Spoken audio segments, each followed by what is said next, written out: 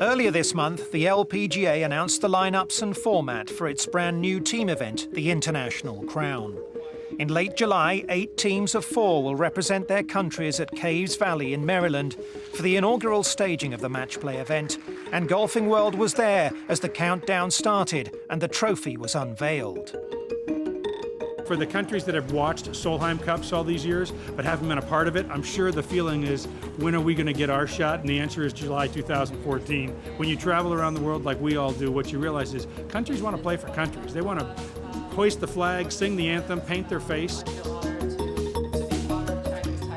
Opportunity to play for my country last 10 years or something. So it's going to be really fun for Japan too, because the women's golf is really popular. I think with the women's golf game being so global right now, it's really what we needed. Obviously being European, we have the Solheim Cup, but for all the Asian countries and Australia and a few other of the big golf nations, they don't have any team events. So I think it's going to be really exciting for all of us.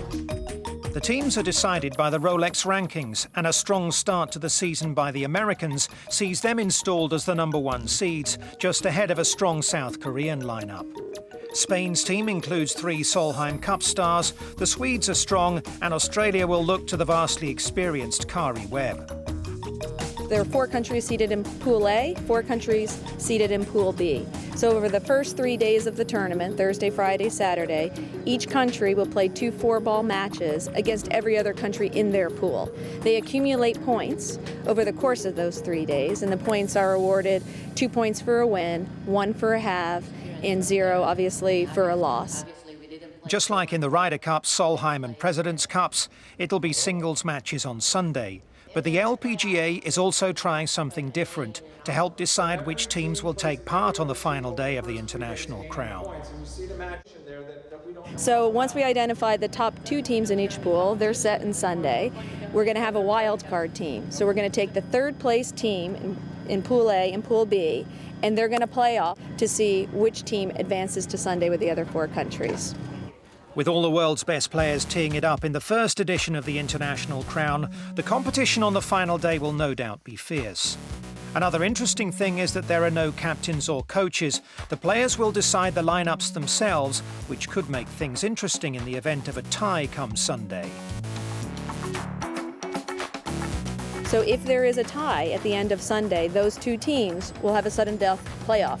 But the catch is, before they play on Sunday, they're going to have to put one team player's name in an envelope, and that will be the player who represents them in the playoff. We're all competitive. We all want the ball in our hand. We all want, that opportunity to shine and win it for our team. So, figuring that out is probably going to be the hardest part. But, we all have so much respect for each other's games that, I don't think it's going to be too much of an issue.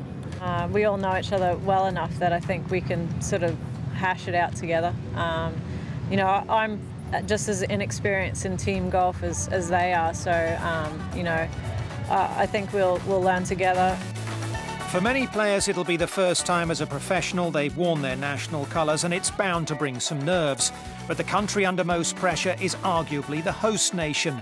After losing the last 2 Solheim Cups, Team USA will be keen to impress. American golf has been fine all along. It's just been the South Koreans have been playing so well. But, we're going to have to watch out for them because they're going to definitely probably have some motivation. Yeah, the Americans have been playing great this year. I think they're really fired up about the International Crown, as all the teams are. It's just fun to see players from different countries really embrace the concept, embrace the format, and embrace the competition. It's going to be a lot of fun come July. We all know how big Solheim Cup is, how big Ryder Cup is, and even President's Cup. So the fact that we know how much energy we have on our own, you can add that or times that by 4 on a team, and it's just going to be that much better.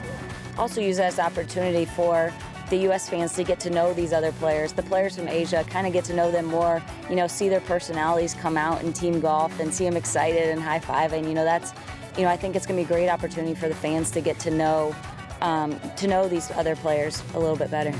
There's a lot of motivation there among the teams. I think anytime you have a first year of something, a first year of a trophy, everybody wants that first trophy. So it's there's going to be a lot of motivation on every side.